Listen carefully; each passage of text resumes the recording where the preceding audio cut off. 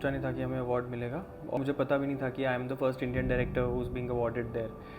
बना दूं और मतलब वो एक फेस्टिवल अच्छे फेस्टिवल पे पहुंच जाए तो वो अपने आप में मेरे लिए बहुत बड़ा अवार्ड है। दिस इज़ सो वंडरफुल कि आपने अपनी पूरी जो फिल्म मेकिंग की जर्नी है वो आपने शिमला से शुरू की। बहुत सेल्फिश रीज़न फिल्म मेकिंग की तरफ जाने का ये था कि इसके अंदर मुझे सब कुछ करने को मिलेगा जो मुझे अच्छा लगता है। I can write a story, I can direct actors, I can also may be include some kind of music. तो वो सब चीज़ें जो मुझे अच्छी लगती थी वो इस एक अम्ब्रेला के नीचे आ गया।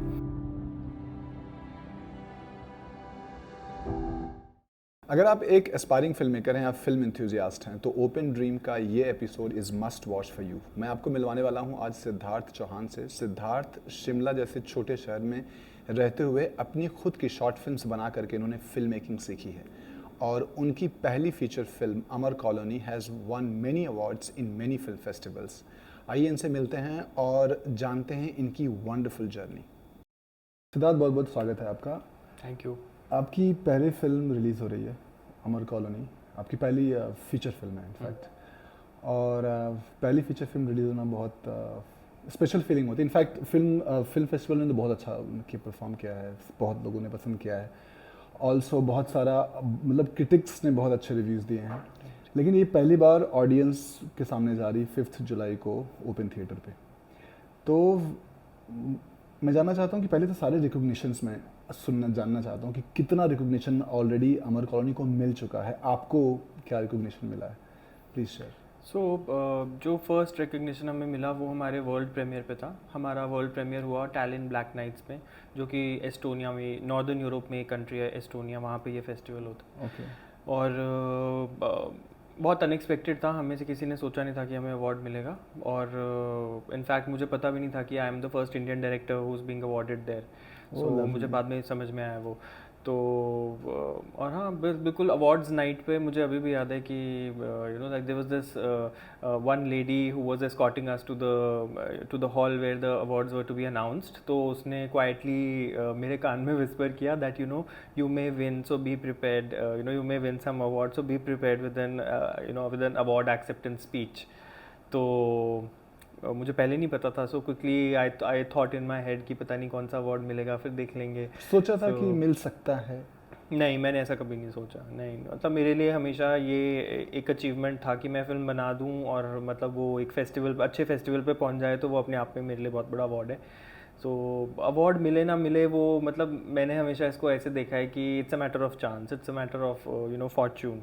कि sometimes you are lucky, sometimes you are not, because there is always a jury who is deciding the award. So it's just a matter of chance कि उन 5 लोगों को या उन 10 लोगों को आपकी फिल्म पसंद आई और उन्हें लगा कि ये दूसरों से शायद बेटर थी या वर्थ एन अवार्ड थी या नहीं, है ना। पर इसका करेक्ट, मतलब ये नहीं है कि बाकी करेक्ट। फिल्में अच्छी नहीं है या ऐसा कुछ है।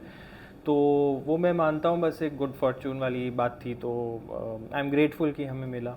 सो जो अवार्ड था हमें, जो टैलेंट पे मिला, इसका नाम था special jury prize. So jury एक स्पेशल अवार्ड क्रिएट करती है which is not like the top award of the festival और of the competition, but it's like a special award which they give to acknowledge something brilliant in a film. So what they acknowledge in a film was its originality of vision. तो ये हमारा first award था and producers बहुत खुश हो गए थे। उसके बाद फिर हम नेक्स्ट हमारा इंडियन प्रीमियर हुआ फिल्म का at international film festival of Kerala, okay. Which is again one of my favourite festivals. तो और हम उसके इंडियन सेक्शन में थे। तो वहाँ पे भी बिल्कुल अनएक्सपेक्टेड था, मैंने सोचा नहीं था कि हमको अवार्ड मिलेगा। और अवार्ड नाइट्स पे इनफैक्ट उनका प्रोसीजर ऐसा है कि वो तो बताते भी नहीं हैं आपको कि पहले से, because there is no acceptance speech, so they don't inform you in advance अच्छा। कि आपको अवार्ड मिलने वाला है। सो और मैं अगेन किसी होप से नहीं गया था, क्योंकि एक अवार्ड मिल गया था तो हमारे लिए था कि ये बहुत काफ़ी है, मतलब हो गया अभी जितना होना था। तो and then that's where we got our second award which was the best Indian debut director award. So in fact also जिसने भी फिल्म देखी थी, ऐसे बहुत सारे लोग हैं जिन्होंने जब हम फिल्म चाहते थे कि हम ओपन थिएटर पर रिलीज़ करें, तो मुझे हर कोई बोलता था कि जब ने बताया कि हम इस तरीके की फिल्में ओपन थिएटर पर रिलीज़ करते हैं, तो बहुत लोगों ने बोला कि नहीं, Amar colony, you must reach out to the makers of Amar colony. और अभी जब हमारी एक फिल्म मैंगो ड्रीम रिलीज़ हुई, और उसने भी फिल्म फेस्टिवल्स में काफ़ी अच्छा काम किया है। पंकज त्रिपाठी जी की वो पहली फिल्म है जिसमें उन्होंने इंग्लिश में डायलॉग डिलीवर किया, तो it's very wonderful to watch him performing like that. तो जब हमने पोस्ट किया कि अभी हम ये अमर कॉलोनी रिलीज़ करने जा रहे हैं, तो किसी ने रिप्लाई किया था, कमेंट किया था कि another gem is going to be released on open theater after Mango Dreams. So I felt so happy that how people have loved the film already, who have watched the film. And also I think it's also a compliment for the platform that the platform is curating such good films. Naturally, yeah. So I was also felt I'm so happy that how people are just watching and that is matching their sensibilities. ना कि this kind of film people want to watch. कि उन्होंने mango dreams देखी होगी और अमर colony already उन्होंने film festival में देखी है, दैट्स वाई उन्होंने इस तरीके से कंपैरिजन किया कि अच्छा हाँ ऐसी फिल्में आ रही हैं। तो so this is so wonderful that कि I'm very happy and grateful that we are able to release this film. Thank you. I'm also very happy and grateful that my film is releasing on open theater. Also because मेरे लिए ये एक disappointment भी था कि major OTTs ने हमारी film को reject किया है because उन्हें लगा कि इसका content शायद appropriate नहीं है for a massy audience. So मेरे लिए वो बहुत बड़ी बात थी कि कोई भी platform in fact why कोई भी open theater जिसने already इतनी अच्छी फिल्म release कर चुके हैं. So जब आप लोगों ने हमारी फिल्म में interest दिखाया और उसको release करने का सोचा तो I was also equally happy. और मुझे इस बात की बहुत खुशी हो रही है जैसे एक माइंडसेट बना हुआ ना कि इस फिल्म की ऑडियंस नहीं है या ऐसी फिल्में नहीं देखी जाती, तो जैसे OTT पे लोग फिल्में लेके जाते हैं और रिलीज नहीं हो पाती, but I am so surprise in my self, I am so surprise because I was also doubtful sometimes कि अगर ये फिल्म हम रिलीज़ करेंगे तो क्या लोग देखेंगे। तो अभी हमने लास्ट जो हमारी रिलीज़ हुई है वो एक डॉक्यूमेंट्री फिल्म है तनुजा चंद्रा जी की, और it's about 2 women in their old age. तो मुझे खुद डाउट था कि वो मतलब कि ये डॉक्यूमेंट्री मतलब क्या लोग देखेंगे क्या, और वो भी इस सब्जेक्ट पे। And I am so surprise, I am so happily surprise that कि how people are loving that film. तो मुझे और भी इस चीज़ को लेकर बड़ा मतलब ऐसा अपना वेरी इनकरेज्ड कि there are audience who really want to watch such films 100%। In fact मेरा तो जैसा एक्सपीरियंस रहा है मैं बोल ही नहीं सकता कि मतलब क्योंकि मेरा फर्स्ट हैंड एक्सपीरियंस ऐसा है कि audience have loved the film. जब हमने यूरोप में फिल्म दिखाई I thought I had made a very serious intense film, but लोग वहाँ पे हंस रहे थे, they were laughing as if it was a comedy because it has that dark humour and satire in it. So मुझे लगा था European audience तो एंजॉय नहीं करेगी फिल्म, उनको शायद बहुत सारे कल्चरल बैरियर्स बीच में आएंगे and they will not be able to understand, but they understood everything and they really enjoyed the film. Then in our next screening जो केरला में हुई, दो केरला इज़ हम कह सकते हैं कि वो एक डिफरेंट, एक ज़्यादा लिटरेट ऑडियंस है वहाँ पे, एक डिफरेंट सेगमेंट ऑफ मार्केट है, तो वहाँ पे भी लोगों ने बहुत इन्जॉय फिल्म को किया। उसके बाद जब हम दिल्ली में हमारा स्क्रीनिंग हुआ तो बहुत लोगों को पसंद आ रहा है, मुझे इतने अच्छे फीडबैक मिलते हैं सबसे, तो वो बहुत मुश्किल है मेरे लिए बिलीव करना कि ऑडियंस नहीं देखना चाहती ये फिल्म। तो बहुत अच्छा लगता होगा ना कि पहली फिल्म पहली फीचर फिल्म और इस तरीके से जो है लोग, तो अब क्रिटिक्स ने भी बहुत दिए ना, मैं सारे जो रिव्यूज़ हैं बहुत अच्छे रिव्यूज़ आए हुए हैं। तो ये तो मतलब आप यहाँ तक पहुँचे हैं, बट एक जो मुझे सबसे ज़्यादा मुझे बहुत अच्छा लगा जब मैं आपके बारे में जान पाया कि आपने वो चीज़ किया है जो मतलब दिस इज़ सो वंडरफुल कि आपने अपनी पूरी जो फिल्म मेकिंग की जर्नी है वो आपने शिमला से शुरू की है। इनफैक्ट आपकी मतलब आपको मोस्टली लोगों के दिमाग में होता है कि अगर मुझे फिल्म मेकर बनना है, फिल्में बनानी है तो मुंबई में आके बन सकते हैं, लेकिन आपने उसको कम्प्लीटली तोड़ा है। आपने मतलब शिमला से शुरू किया, आपकी कोई वैसे फॉर्मल ट्रेनिंग नहीं है, आपने सिर्फ मतलब खुद बना के सीखा है। So I just want to know that कि how it started, what is the seed, and from step by step from your first thing till just making Amar colony. तो ये इसका सीड कुछ बहुत अनआइडेंटिफाइबल सा है, क्योंकि मुझे बहुत सारे शौक थे। मुझे डिज़ाइन में शौक था, मुझे कलर्स पेंटिंग बहुत अच्छा लगता था, आर्ट में बहुत शौक था, राइटिंग का बहुत शौक था, स्टोरी टेलिंग का बहुत शौक था। इनफैक्ट मुझे याद है मैं अपने नेबर्स को घर पे बुला के एक पूरा स्टेज सेट करके उनको मैजिक शो घर पे दिखाता था, एंड सो मुझे बहुत मज़ा आता था कि इसको मैं कोरियोग्राफ कर रहा हूँ या इसको मैं इसका पूरा स्क्रिप्ट लिख रहा हूँ, मैं इसको एक तरीके से प्लान कर रहा हूँ, डिज़ाइन कर रहा हूँ, और फिर मैं ऑडियंस के रिएक्शंस देखता था तो उन्हें अच्छे लगता था तो मुझे भी अच्छा लगता था।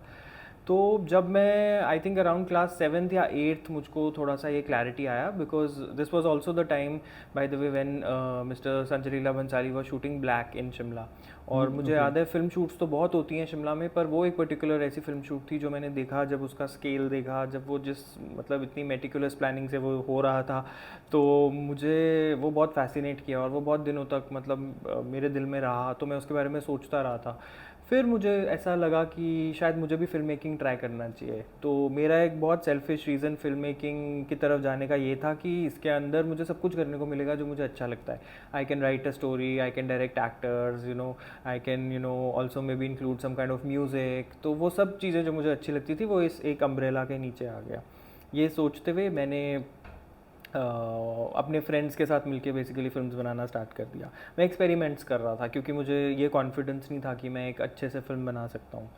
तो and in the mean time मैंने डिस्कवर किया about film festivals, that there are these film festivals, और यहाँ पे बहुत अलग तरीके की फिल्में दिखाई जाती हैं। तो ये डिस्कवर किया फिल्म बनाने के बाद या पहले से? नहीं नहीं, फिल्म बनाने के बाद या पहले तो मुझे भी नहीं हाँ याद। मतलब आई थिंक पैरेलली पैरेलली चल रहा है। पैरेलली, हाँ। मतलब ये पता था कि अब फिल्म बनानी है और फिल्म हाँ, फेस्टिवल को हाँ, लेके वो जाना। जैसे ही इंटरेस्ट आया कि फिल्म बनानी है, तो क्या है उस वक्त पे ज़्यादा इंटरनेट का एक्सेस नहीं था मुझे। This I am talking about 2006 and 8, so like we didn't have mobile phones at that time. I was in class 7th or 8th, that was not a time जब हम सबके पास मोबाइल फोन्स होते थे इतनी छोटी उम्र में। तो आई स्टिल रिमेंबर मेरे क्लासमेट्स में भी आई थिंक शायद जब हम 11th या 12th में पहुँचे तो आपको फर्स्ट मोबाइल फ़ोन मिला होगा, या आपके पेरेंट्स अलाउ करते थे कि आप फ़ोन रख सकते हो। तो मेरा ओनली सोर्स ऑफ लर्निंग होता था मैगजीन्स, न्यूज़पेपर्स। तो स्पेशली वो जो संडे में एक एक्स्ट्रा मैगजीन सेक्शन आता था, उसमें जब भी कोई फिल्म मेकिंग का आर्टिकल होता था तो मैं वो पढ़ता था। मैं वहाँ से डाउनलोड करने की कोशिश करता था कि इस इंसान का क्या प्रोसेस है या ये कैसी फ़िल्म है। फिर मैं धीरे धीरे साइबर कैफ़ेज़ में जाके इंटरनेट पे भी गूगल करने लग गया कि ये फ़िल्म क्या है, फ़िल्म मेकिंग क्या होता है और इसका क्या प्रोसेस है। तो मुझे समझ में आया कि फ़िल्म फेस्टिवल्स पे बहुत अलग तरीके की फ़िल्में जाती हैं, और मतलब हमारा जो एक कमर्शियल फ़िल्म इंडस्ट्री है, हिंदी फ़िल्म इंडस्ट्री है, उससे हटके भी एक फ़िल्म इंडस्ट्री, मतलब बहुत फ़िल्में बनती हैं जो कि ज़रूरी नहीं है वो पर्दे पे आती हैं और आप सब उसको देख पाते हो। तो पर इसके साथ साथ ही मुझे ये नहीं पता था कि मुझे कैसी फ़िल्म बनानी है। तो मैंने क्या किया, मुझे जो भी टॉपिक अच्छा लगता था मैं उस पर एक स्क्रिप्ट लिख लेता था और अपने फ्रेंड्स को बोलता था कि आप लोग प्लीज़ एक्ट करो, और उन सब के साथ मिलके बॉलीवुड गाने उसमें यूज़ करके हम एक अपनी एक होम प्रोडक्शन कर देते थे। सो ये वो ऐसे प्रैक्टिस वाला था, हाँ, formally practice, yeah, this was practice, yeah. हाँ, अच्छा। I was doing my college during this Very time. nice. I was doing my bachelor's in computer applications. अच्छा। इसके बाद मैंने अपना ऐसे ही MBA में एनरोल कर लिया, क्योंकि फिल्म मेकिंग स्कूल में जाने का कोई ऐसा प्लान हो नहीं पाया, और कोई ऐसे मेरे घर पे कोई फाइनेंशियल कंडीशंस भी ग्रेट नहीं थी कि मैं बोलता मुझे फिल्म स्कूल में जाना है या आउट ऑफ शिमला जाना है तो वो मुझे सपोर्ट करते। तो घर वालों का क्या रिएक्शन था जब उन्होंने देखा कि आप ये सारी चीज़ें कर रहे हैं? घर वालों को पता ही नहीं था, मैं किसी को बता के नहीं करता था। वो सिर्फ मतलब मेरा it was like a personal thing I am doing, मैं किसी को बताता नहीं था। अच्छा। तो वो सिर्फ हमारे फ्रेंड्स के बीच की बात थी।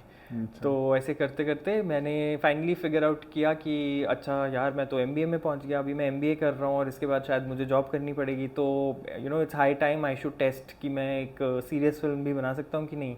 मतलब by serious I mean not topic wise, पर जिसको दूसरे सीरियसली लें।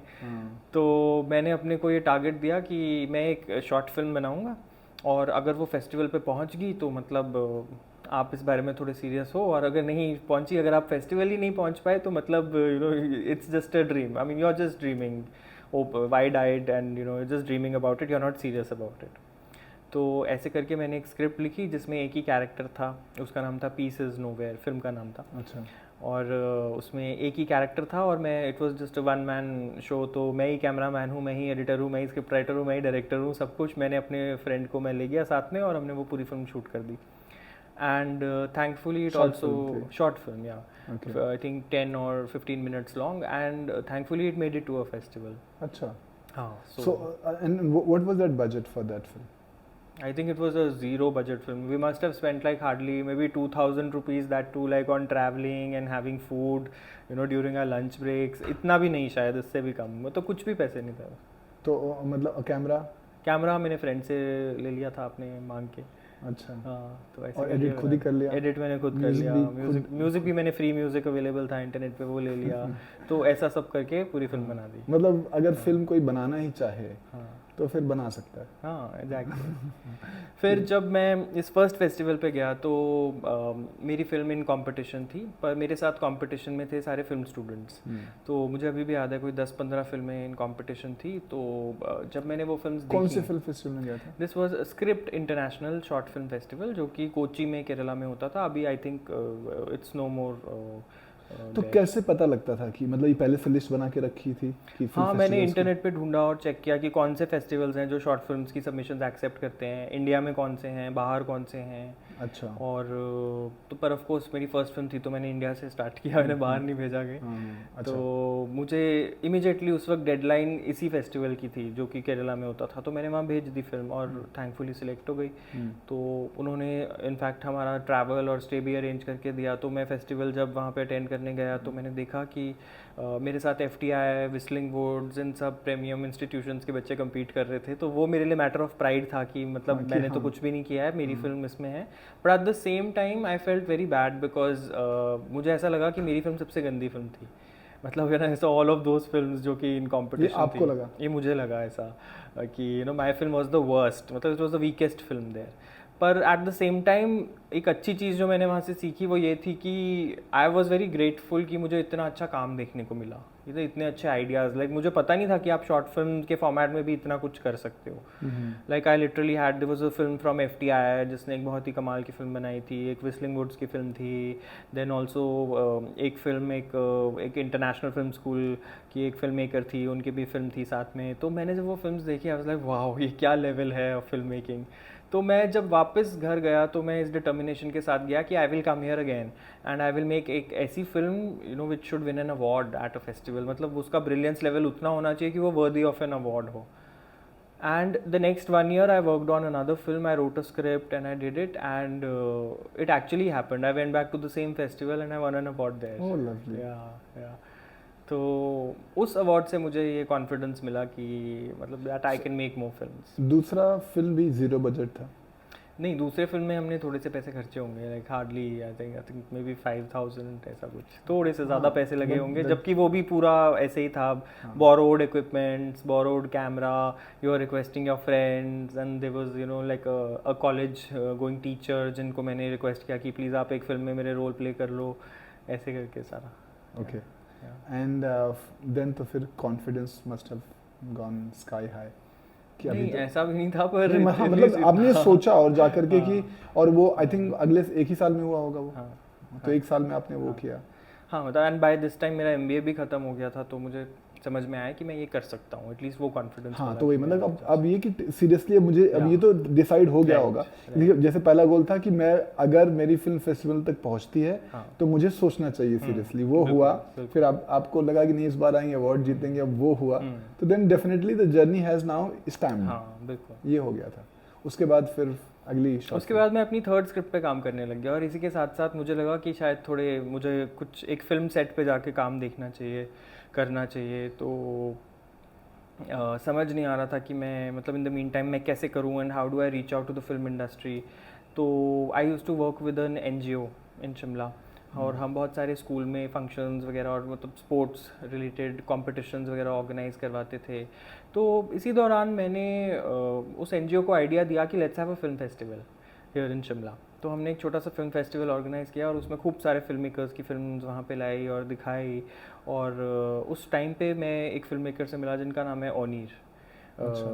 या एंड उनका प्रोडक्शन हाउस है एंटी क्लॉक फिल्म्स, जो कि ओनीर और Sanjay Suri the actor producer वो लोग साथ में चलाते हैं।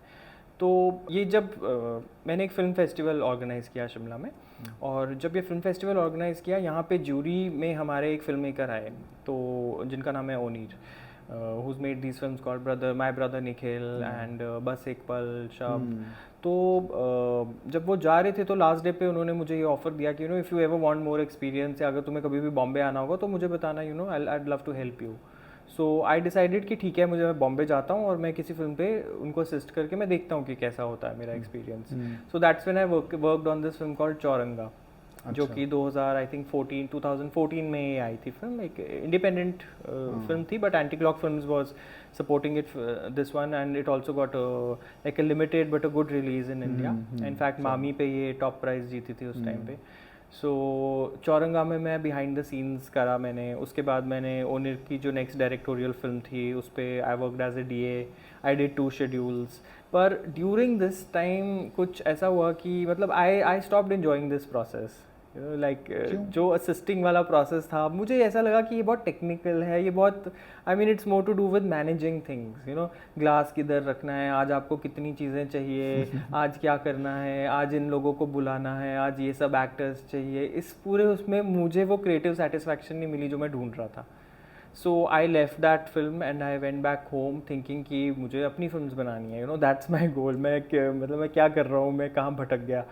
So when I went back, I took some time to to relax and to calm down, and then the third script which I was developing, मैं उस पर वापस चला गया और कुछ वक्त के बाद मैंने वो शॉर्ट फिल्म शिमला में बनाई और उसके बाद मैंने फिर से उसको फेस्टिवल्स पे भेजना स्टार्ट कर दिया, वो सेम प्रोसेस रिपीट किया। तो हर बार जब मेरी फिल्म फेस्टिवल्स पे जाती थी तो कुछ फीडबैक आता था, कुछ लोग फिल्म देखते थे, तो मुझे एक मौका मिलता था कि मैं एक नया टॉपिक सीखूं, एक नई चीज़ सीखूं और मतलब बेसिकली एक स्टेप फॉरवर्ड जाऊं। तो ऐसे ही करते करते मैंने अपनी सारी शॉर्ट फिल्म्स बना दी। फिर एक शॉर्ट फिल्म केरला में टॉप प्राइज़ जीत गई, फिर एक को इंटरनेशनल अवार्ड मिल गया कोई, फिर धीरे धीरे लोग रिव्यू करने लग गए। मेरी एक फिल्म को किसी इंटरनेशनल मैगजीन ने रिव्यू कर दिया and they loved it so much, they called it India's best short film. ऐसे करते करते या इट वाज पाशी। तो बस ऐसे करते करते मैं एक के बाद एक फिल्में बनाता गया और फाइनली इसी दौरान मैंने अपनी कुछ फीचर फिल्म स्क्रिप्ट्स भी लिखना स्टार्ट कर दिया कि जब भी मुझे मौका मिलेगा तो मैं ये फिल्में बनाऊंगा। सो मतलब बेसिकली ये कि अगर फिल्म मेकिंग सीखनी है तो सबसे इम्पोर्टेंट है कि हम फिल्म बनाएं और जितनी जल्दी उसका फीडबैक मिल जाए। हाँ, मतलब मुझे नहीं पता कि अगर ये प्रोसेस सबके लिए काम करेगा कि नहीं, पर हाँ। मेरा प्रोसेस यही था कि मैं अपने को टेस्ट करता करता चला गया कि कि एक्सपेरिमेंट करके देखते हैं, सक्सेसफुल हुआ तो ठीक है और अगर नहीं हुआ तो हम कुछ और करके देख लेंगे ऐसा। मैं I agree to this because जब हमने भी अपनी पहली फिल्म बनाई तो I am a huge fan of German film maker Werner Herzog. तो उस समय में लॉकडाउन में मैं पूरा उनका पढ़ रहा था, उनकी वीडियोस देख रहा था और वो कहीं ना कहीं ऐसे उनके पूरे जितने भी जो मास्टर क्लासेस थी और बुक्स थी वो सारी बातें कर रही थी कि अगर फिल्म बनाना चाहते हो तो जाओ बनाओ, कौन तुम्हें रोक रहा है, एक्सक्यूज़ मत दो। और स्पेशली इस समय मतलब जब when you have a technology, when you can make a film bye phone and आपने भी 0 बजट और 5,000 10,000 से शुरू किया, so this is the only way you can learn film making.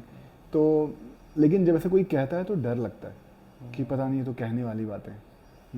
लेकिन when I meet someone like you who have really done that तो लगता है कि नहीं हाँ वो प्रोसेस करेक्ट है, मतलब मैंने भी किया। तो लाइक अगर हम जैसे आपने कहा ना पता नहीं मेरे आपके लिए वर्क किया, मेरे लिए वर्क करेगा कि नहीं करेगा, तो मुझे ऐसा लगता था कि हाँ कहीं ऐसा तो नहीं जो हमने किया और हमने बना लिया वो फ्लूक तो नहीं था। बट मैं आपको देखता हूँ कि आप शिमला में ही रह के आपने सारा कुछ किया, इवन अमर कॉलोनी भी आपने शिमला में ही बनाई, राइट। सो तो लगता है कि नहीं ये फ्लूक नहीं है, कि this is the way that if you really want to make films we need to make films, right. या I think it's the best film school. या सो सिद्धार्थ आपकी सारी फिल्में शिमला बेस्ड है, even your feature film Amar colony, और शिमला में रह के आपने फिल्म बनाई, मुंबई आने का सोचा नहीं वैसे।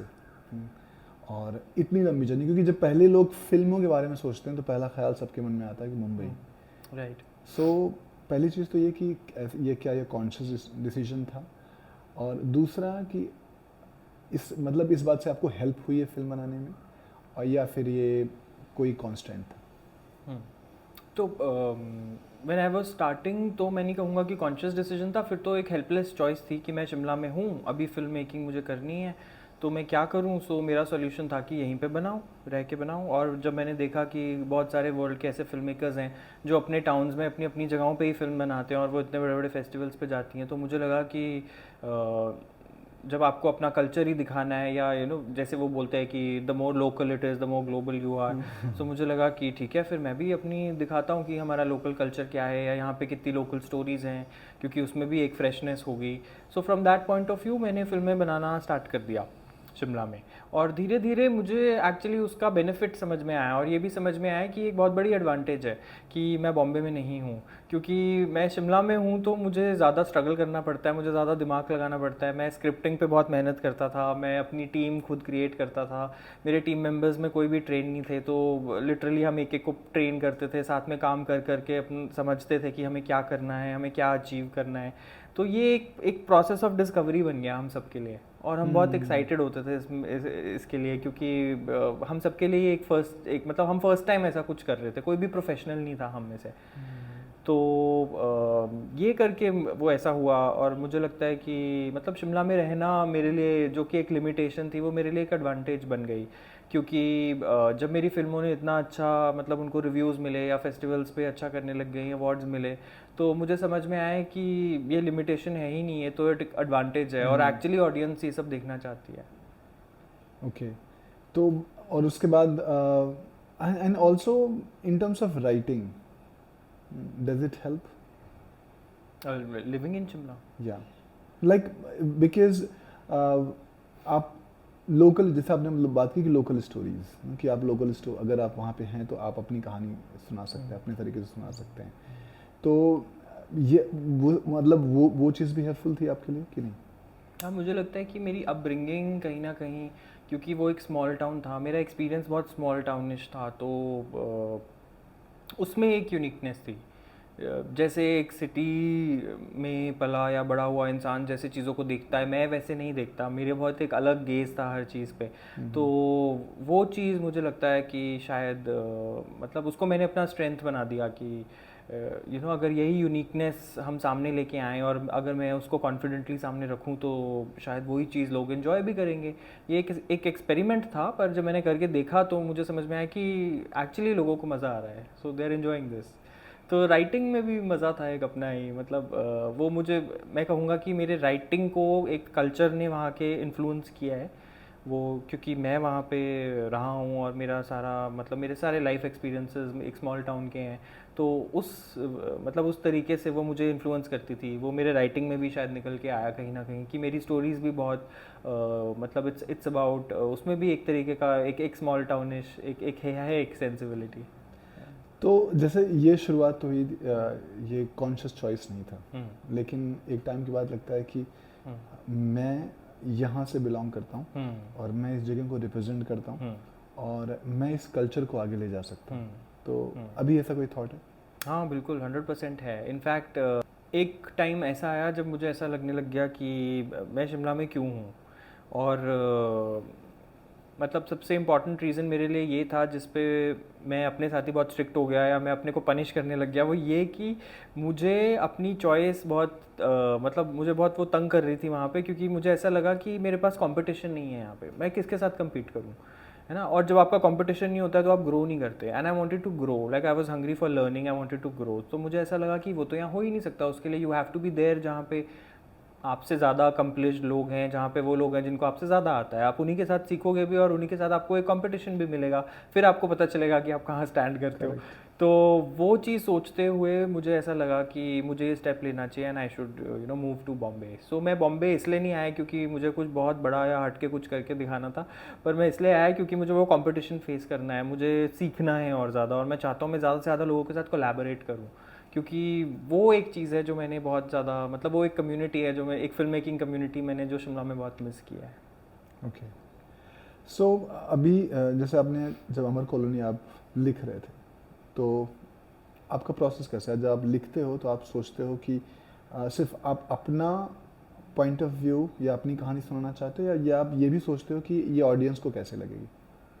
तो जो मेरा फर्स्ट ड्राफ्ट होता है वो that is very much like a vomit draft, की जो दिल में है मैं वो लिख दूंगा सारा, एंड वंस वो मुझे कन्विंसिंग लगता है, या लगता है कि कुछ अच्छा मटेरियल निकल के आ गया है, फिर मैं उसको बहुत कॉन्शियसली फिर से रीराइट करने लगता हूँ, और मैं देखता हूँ कि ये ऑडियंस को कैसे इम्पैक्ट करेगा, कि मैं क्या एक्सपीरियंस देना चाह रहा हूँ ऑडियंस को, will they like it, what is the feeling which they will get out of it. तो वो ऑडियंस वाला वो थोड़ा सेकेंड स्टेज पे आता है, पर आता है। तो जो ये कहानी की, मतलब मुझे ऐसे क्यूरियोसिटी हो गई कि जैसे कहानी की जो जैसे स्टार्टिंग पॉइंट कैसे होता है? जैसे कुछ ऐसा कि कुछ ऐसा एक आइडिया या कुछ ऐसा थॉट आया कि लगा कि इसमें एक कहानी है जो एक फीचर फिल्म की कहानी हो सकती है, कि मतलब हाउ इट स्टार्ट्स, मेरे लिए या अमर बहुत कॉलोनी कैसे different- स्टार्ट हुई? हाँ, ऐसे बहुत डिफरेंट इंस्पिरेशंस रहे हैं। अमर कॉलोनी इंस्पायर हुई एक बिल्डिंग से। सो अच्छा, हाँ, मैं एक शॉर्ट फिल्म बना रहा था पापा, हाँ, जो कि मेरी शायद 5th शॉर्ट फिल्म थी, और वो बनाते बनाते मुझे ये एक बिल्डिंग डिस्कवर हुई। तो जैसे ये बिल्डिंग मिली और इसके अंदर के वो कॉरिडोर्स जो कि आपने अमर कॉलोनी में भी देखे हैं, हाँ, और बहुत सारे हमारी ऑडियंस जब फिल्म रिलीज़ होएगी तब देखेंगे, तो जो अंदर का जो विंडोज़ हैं, जो इसका पूरा आर्किटेक्चर है, मुझे वो बहुत फैसिनेट किया और वो मेरे साथ रह गया। तो मैंने शॉर्ट फिल्म तो बना दी। वो शॉर्ट फिल्म में सिर्फ एक स्टोरी थी जो आप अमर कॉलोनी में भी देखते हो, एक व्हील चेयर बाउंड लेडी की और हाँ। उसका पिजन और उसका सन। अच्छा, हाँ, वो वाली स्टोरी पे वो शॉर्ट फिल्म थी मेरी। ओके, तो पर मुझे जैसे ही वो शूट ख़त्म हुआ ना, मुझे बहुत ऐसा फील हुआ कि कुछ रह गया। हाँ, कुछ और बोलना मैं चाहता था, कुछ और करना चाहता था, पर वो मैं कर नहीं पाया because of whatever limitations we had. तो मुझे अभी भी याद है जब हम केरला उस फिल्म को लेके गए और हमारा प्रीमियर हुआ, अवार्ड भी मिल गया, मैं वापस घर पहुंचा तो मैंने फटाफट से अमर कॉलोनी की स्क्रिप्ट लिख दी, वो फॉर्मेट ड्राफ्ट लिख दिया और उस पर काम करना स्टार्ट कर दिया। और ये आइडिया ऐसे स्टार्ट हुआ कि मैंने अपनी शॉर्ट फिल्म में एक घर की कहानी दिखाई थी, सिर्फ एक कमरे में वो लोग रह रहे हैं और वो डिप्रेशन कैसा होता है, वो आपको कैसा फील होता है जब आप इतने लिमिटेड होते हो, इधर because you know you are disabled in any way, या आपकी फिजिकल या फाइनेंशियल लिमिटेशंस हैं, वो क्या होता है। तो वो कॉन्सेप्ट लेके मैंने सोचा क्यों ना मैं उनके नेक्स्ट डोर नेबर्स की भी एक कहानी बताऊं, और उसका भी कोई नेबर होगा आगे, मैं उसकी भी कहानी बताता हूं। तो ऐसे करते करते, बट ऑफ कोर्स मैं इनफाइनाइट लोगों की स्टोरी नहीं बता सकता था, तो मैंने वो 3 लोगों की, 3 नेबर्स की कहानी पे उसको फुल स्टॉप लगा के मैंने सोचा कि ये कहानी मैं अपनी फीचर फिल्म बनाऊंगा। ओके। तो जैसे शॉर्ट फिल्म्स तो सेल्फ फंडेड फिल्में मोस्टली होती हैं, लोग बनाते हैं, लेकिन जब हम फीचर फिल्म बनाने की बात सोचते हैं तो it requires a lot of money, and then the real struggle begins. तो वो आपको, मतलब आपने जब फीचर फिल्म के लिए लिखा तो व्हाट वाज दैट जर्नी? जब लिखा तब तो कुछ मुझे डर नहीं था, कुछ मैंने सोचा भी नहीं कि वो बनेगी कि कब बनेगी। तो मैंने ऐसे 3 फीचर फिल्म के आइडियाज़ रेडी कर लिए थे और उनकी स्क्रिप्ट्स भी लिखना स्टार्ट कर दिया था, बट आई नेवर न्यू कि वो कब बनेगी या उसका क्या होगा। फिर बीच में मैं धर्मशाला फिल्म फेस्टिवल अटेंड कर रहा था और वहाँ पे मेरी एक शॉर्ट फिल्म है पाशी, वो वहाँ पे प्ले हो रही थी। तो एक फिल्म मेकर है, उनको बहुत अच्छी लगी, तो उन्होंने देखा, तो फिर वो अपनी अगली फिल्म बना रहे थे, तो वो मुझे साथ में लोकेशन रेकी पे ले गए और मुझे उनके लिए कहानी लिख के देनी थी। I was suppose to write for him, जो कि इवेंचुअली नहीं हुआ, मुझे वो फिल्म छोड़नी पड़ी फॉर अ रीज़न। बट उस दौरान मैं उनके प्रोड्यूसर से मिल गया, तो उन्होंने अपने प्रोड्यूसर को भी मेरी फिल्म दिखाई, तो उन्हें बहुत अच्छी लगी। वो अमर कॉलोनी के प्रोड्यूसर्स थे, तो जब उन्होंने मेरी शॉर्ट फिल्म देखी तो उन्हें भी काफ़ी कमाल की लगी, और उन्होंने मुझसे पूछा कि क्या आप फीचर भी बनाना चाहते हो। तो मैंने कहा हाँ बिल्कुल, मेरे पास 3 आइडियाज़ हैं। सो जब मैंने उनको वो 3 आइडियाज़ दे, उनमें से अमर कॉलोनी उनको सबसे अच्छी लगी। मैं सच बोलूँ तो मैं नहीं चाहता था कि अमर कॉलोनी मेरी फर्स्ट डेब्यू फीचर फिल्म बने, ऐसा क्यों? बिकॉज एक और मेरे पास स्टोरी थी, मैं उसके बारे में ज़्यादा एक्साइटेड था, तो मुझे वो फिल्म पहले बनानी थी। अच्छा, बट समहाउ क्योंकि मुझे प्रोड्यूसर्स मिले और उन्होंने कहा कि ये ज़्यादा अच्छा है, so you know you go with the flow, और मैंने सोचा कि ठीक है फिर हम ये फिल्म बना देते हैं पहले। अच्छा। तो और ये एनएफडीसी में भी आपकी ये फिल्म शॉर्टलिस्ट हुई थी स्क्रिप्ट लेवल हाँ, पे? मेरी फिल्म NFDC के फिल्म बाज़ार में को प्रोडक्शन लैब में गई थी इन 2018। अच्छा, तो मतलब वो फिल्म में इतना दम है वो वहीं से शुरू हो गया था, पता लगना। हाँ, क्योंकि मतलब एनएफडीसी में अगर आपकी फिल्म हाँ, ऐसे मैं अपने प्रोड्यूसर्स को तो उससे पहले मिल गया था, हाँ, और वो भी मुझे मिल गए थे और उन्होंने कुछ इंटरेस्ट शो किया था, बट कुछ भी अभी ऑन पेपर नहीं था, कोई मतलब अग्रीमेंट या कॉन्ट्रैक्ट नहीं था हमारा। सो आई वॉजंट वेरी श्योर कि कुछ बात बनेगी या वो फिल्म बनाएंगे भी कि नहीं। सो पर मैं चाहता था कि मेरी जर्नी कंटिन्यू रहे, तो मैंने अप्लाई कर दिया to co-production market with my script, and again I had no idea मेरी फिल्म वहाँ पे सिलेक्ट हो जाएगी, पर उन्होंने कर दी। और फिर वहाँ पे जाके जब मैंने फिल्म को प्रेजेंट किया, सो को प्रोडक्शन मार्केट में आपको एक प्लेटफॉर्म मिलता है जिसमें आप सब प्रोड्यूसर्स के सामने पिच कर सकते हो अपनी फिल्म। तो क्लियरली बहुत प्रोड्यूसर्स को ये भी समझ में आ गया कि ये कमर्शियल फिल्म नहीं है, या ये उस तरीके की फिल्म नहीं है जो हम थिएटर्स में ला सकें या जिसके लिए हम बड़े स्टार्स ला सकें। तो वो सब प्रोड्यूसर्स मेरे फिल्टर आउट हो गए, और बहुत सारे इंडिपेंडेंट प्रोड्यूसर्स जिनको ऐसी फिल्म के साथ जुड़ना था वो मेरे साथ जुड़ने लग गए और बातें करने लग गए। और मुझे अभी भी याद है कि फिल्म बाज़ार के बाद ही इंडी फिल्म कलेक्टिव ने मुझे साइन कर दिया था, बिकॉज दे ऑल्सो थॉट कि ये प्रोजेक्ट मतलब इसको काफ़ी अच्छे रिव्यूज़ मिल रहे हैं, तो शायद उनका भी कॉन्फिडेंस थोड़ा सा ज़्यादा हो गया।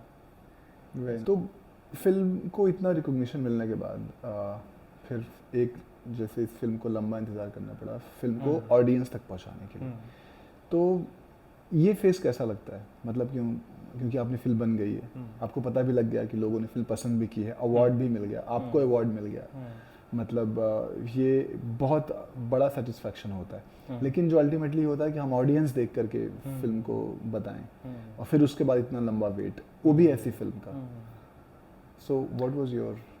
डिसअपॉइंटिंग था, काफ़ी डिसअपॉइंटिंग था, मतलब इट्स वेरी सैड, क्योंकि even while making the film मुझे पता था कि मैं कुछ लिबर्टीज़ ले रहा हूँ और मैं कुछ एक्सपेरिमेंट्स कर रहा हूँ, पर वो सब एटलीस्ट मतलब ये सोच के किए गए थे कि I felt that the audience is ready for it now, it was just the right time. 2019 में हमने ये चीज़ शूट की, और जब हमने शूट की उस टाइम पे मतलब एक इंडिपेंडेंट फिल्म मेकिंग का कल्चर भी बहुत बूम कर रहा था, तो ऐसा किसी ने सोचा नहीं था कि एकदम से कोविड आ जाएगा और उसके बाद से OTT प्लेटफॉर्म्स आ जाएंगे और फिर एक different kind of film making start हो जाएगा या उनके प्रेफरेंसेस बदल जाएंगे।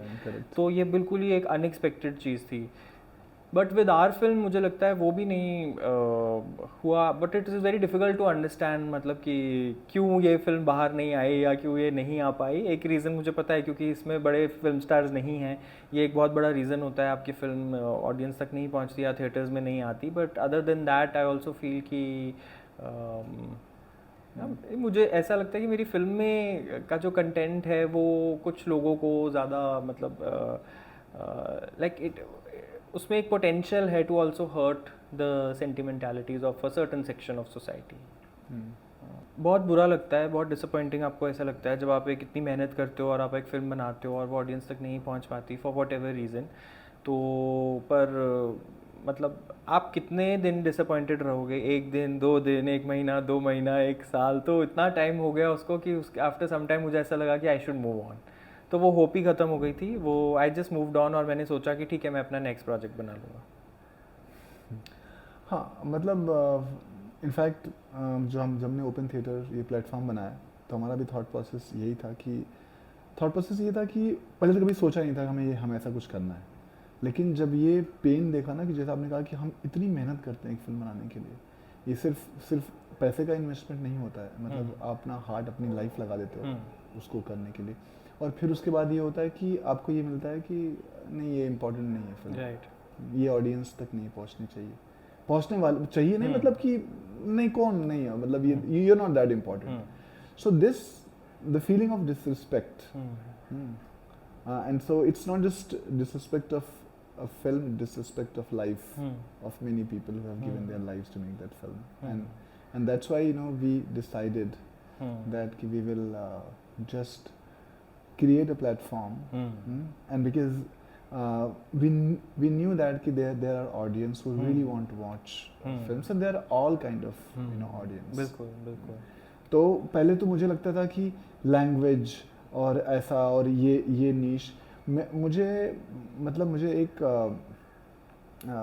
आई just met with a young boy 19 year old, मैंने उससे पूछा कि फिल्में देखते हो? कह रहा कि हाँ, आई लव वॉचिंग फिल्म्स। मैंने कहा कि तुम्हारी फेवरेट फिल्म कौन सी है? And is a Gujarati boy. उसने बोला कि फिल्म का नाम गामक घर। मैंने कहा अच्छा, उसने कहा गामक घर, कह रहा कि हाँ, it's my most favourite film. तो मैं ये सरप्राइज था कि गामक घर इज अ मैथिली फिल्म है, और वो इतनी डिफरेंट फिल्म है। 19 year old Gujarati boy wants to watch this film.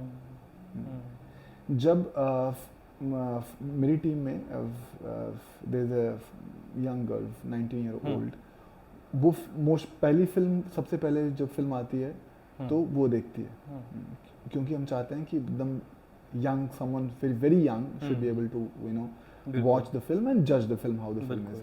तो जब वो आंटी सुधा, आंटी राधा उसने देखी और मेरे पास बोला कि ये फिल्म बहुत अच्छी है, उसने कहा, उन्होंने क्या, डॉक्यूमेंट्री है, और सब्जेक्ट मैंने देखा, तो मैं इस बात से इंट्रीग था कि डॉक्यूमेंट्री फिल्म और वो भी the like about two women 86 and 92 year old, और this is appealing to 19 year old girl. कितनी अजीब बात है. हाँ, the first thing was I was intrigued by that, and then I watched the film and I was like, this is such a lovely film. And उसके बाद जो है जब रिलीज भी किया और जो जिस तरीके से जो रिस्पॉन्स आया, so there are people who really want to watch that film. 100%. In fact मुझे लगता है बहुत ज़्यादा लोग हैं, इनफैक्ट यही एक रियलिटी है कि लोग देखना चाहते हैं. जो मैक्सिमम OTT, जो बड़े OTT प्लेटफॉर्म्स हैं, उनके जो क्रिएटिव्स हैं वो एक्नॉलेज नहीं करते. और ये बहुत सैड बात है कि वो शायद अपनी ऑफिस की दीवारों में मतलब इतना कैद हो गए हैं कि उन्हें यही नहीं पता कि रियलिटी क्या है, ऑडियंस को क्या चाहिए. और बहुत इजीली आप देखेंगे कि फिल्म मेकर्स को ब्लेम किया जाता है. हमें बोला जाता है कि that you don't respect audience, या आप ऐसा कंटेंट नहीं बना रहे जो ऑडियंस है ना. पर मतलब मेरा इस पे ये टेक है कि रिस्पेक्ट क्या होता है ना. आपके घर अगर कोई डिनर करने आता है या लंच करने आता है तो वो आप उसके लिए 2-3 तरीके की सब्जी या दाल या चटनी और इतनी चीज़ें रखते हैं ना, आप रोस्ते हैं उसको, आप उसको वैरायटी देते हैं टू चूज़ फ्रॉम. तो आप एक OTT प्लेटफॉर्म रन कर रहे हैं पर आप उनको वैरायटी नहीं दे रहे. आप डिसाइड कर रहे हैं कि मैं तो सिर्फ A या B ऑप्शन उनको दूंगा कि वो यही चलेगा, है ना. तो ये डिसरिस्पेक्ट ये फिल्म मेकर की साइड से नहीं है, ये OTT प्लेटफॉर्म की साइड से है. In fact I want to congratulate your OTT platform, because आप लोग ट्रूली ऑडियंस के लिए काम कर रहे हैं. इसलिए आप लोग वो शायद वो वैरायटी भी ला के दे रहे हैं कि ताकि जिसको जो देखना हो वो जो भी चाहे वो देख सके वहाँ पे. Thank you. So what is next now? What you want? Like, is there any certain milestone you have set, or you are just going with the flow, or what is your kind of a dream, maybe in another 2, 3, 4 years? तो एक बार आप बॉम्बे आते हो तो आपको समझ में आता है कि अनलेस आप zero budget independent film making कर रहे हो तो आपको समझ में आता है कि ये प्रोसेस डिपेंडेंट है on many people and many things. So वो बैलेंस स्ट्राइक करने में थोड़ा सा टाइम लग जाता है. सो जो मेरे पर्सनल अपने एम्बिशंस हैं या गोल्स हैं वो तो कुछ इस टाइप के हैं कि मैंने एक स्क्रिप्ट कंप्लीट करनी है जो मैं कर चुका हूँ. After that I am also excited about 2 more stories which I want to write. मैं उनकी भी स्क्रिप्ट्स पे काम कर रहा हूँ and these are films which I again I am trying to do something fresh and I am trying to also bridge this gap. ये जो एक आर्ट सिनेमा और कमर्शियल में जो बहुत बड़ा गैप है मैं इसको ब्रिज करने की कोशिश कर रहा हूँ, जो कि अमर कॉलोनी में भी ट्राई किया था पर शायद वो बहुत ईजिली कैटेगराइज हो गई टुवर्ड्स एन आर्ट सिनेमा और वो उस तरफ कहीं सेंटर में वो मार्क नहीं अचीव कर पाई. अभी मैं थोड़ा सा और एक मार्क अचीव करने की कोशिश कर रहा हूँ और कुछ बहुत इंटरेस्टिंग लिख रहा हूँ, पर पता नहीं वो कब बनेगा या वो उसका क्या होगा. पर हाँ, एक स्क्रिप्ट मेरे पास है जो रेडी है which I am trying to like look for producers and find कि वो कैसे बनानी है. तो देखते हैं क्या होता है. सो सिद्धार्थ, जैसे मैंने जब फिल्म आने के बाद जब मुझे लगा कि फिल्म मैंने पिच की लोगों की अपनी खुद की फिल्म कि लोग कहीं पे रिलीज़ हो जाए. अच्छा, मेरा ये आइडिया था कि हम एक यूनिक स्टोरी बनाएंगे. Village quarantine centre drama. Quarantine centre जो है एक नया वर्ड था 2020 में, पहली बार हम मतलब मैंने भी सुना था. मैंने कहा quarantine, village quarantine centre drama. So it's kind of very big boss game जहाँ पे बहुत सारे लोग अलग अलग जगह से आएंगे और एक जगह पे रुकेंगे और पूरा एक तरीके से कास्ट कल और ये बहुत सारा कॉन्फ्लिक्ट होगा सारी चीज़ों का लेकर के. तो ये आइडिया था. तो मुझे लगा था कि ये आइडिया जो है ना कि यूनिक आइडिया ऐसे निकल जाएगा इन टर्म्स ऑफ. मैंने उस प्रोस्पेक्टिव से भी सोचा था कि लोग कहते हैं कि फिल्म आने के पहले आप सोचो कि फिल्म आप रिलीज़ कैसे करोगे. बट जब कुछ नहीं हुआ तो ऐसे लगा कि अभी क्या करें. एंड व्हाट आई रियलाइज्ड कि हम कहते हैं कि मतलब हमें मौका नहीं मिल रहा है, फिल्म नहीं पहुंच पा रही. Actually the problem is that what I personally felt कि हमारे पास डिस्ट्रीब्यूशन सिस्टम नहीं है. मतलब 50 लाख से लेकर के मे बी 5 करोड़ की फिल्मों तक, right. Even I would say even 10 crore की फिल्मों तक उसका डिस्ट्रीब्यूशन है ही नहीं है. कि अगर इस बजट में बनती है तो उनको वो कहीं नहीं जा सकती. कि तो और जब बिकॉज डिस्ट्रीब्यूशन सिस्टम नहीं है इसीलिए हमारी फिल्म नहीं पहुंच पा रही. हमें समटाइम्स ऐसा लगता है कि ये कोई ऐसा मतलब ना कि कोई नहीं कर रहा है या हमारे साथ अन्याय हो रहा है. बट एक्चुअली हमारे साथ क्या है कि वो सिस्टम ही नहीं है, वो प्रोसेस ही नहीं है जहाँ पे ये फिल्में रिलीज हो पाएँ. And that is why we realise that कि we really need this distribution system कि where we can just create a system where these films which are by new film makers, independent film makers, जो कि 2 करोड़ के अंदर की जो फिल्में हमारी बनती हैं जो कहीं नहीं जा पाती हैं, राइट। तो हम वो कर पाएँ. सो what is that your take on this like, because it's very important for, अगर हम फिल्म बना रहे हैं तो हम फिल्में वहाँ तक हमारी पहुँचनी चाहिए.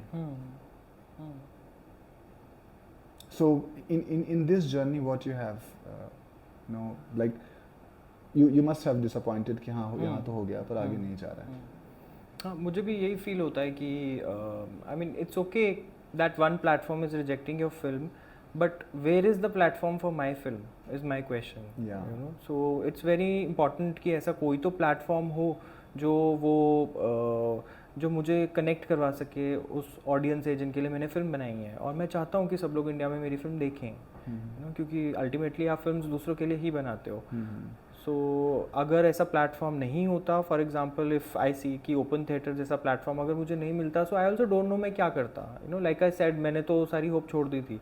तो मुझे नहीं पता था कि अभी फिल्म का क्या होगा या हम कैसे आगे चलेंगे. But then thankfully you know I got to know about you all and somehow things worked out between us. So yeah. और मुझे भी इसमें इतना अच्छा लगा जैसा जब ये अभी तक जो हमारी जर्नी रही है कि we are making community driven platform, कि जहाँ पे फिल्म इंथुजियास्ट जो अलग तरीके की फिल्में देखना चाहते हैं और वो they can come and build that platform together. So we have also created a system where audience can be the profit partner of the film.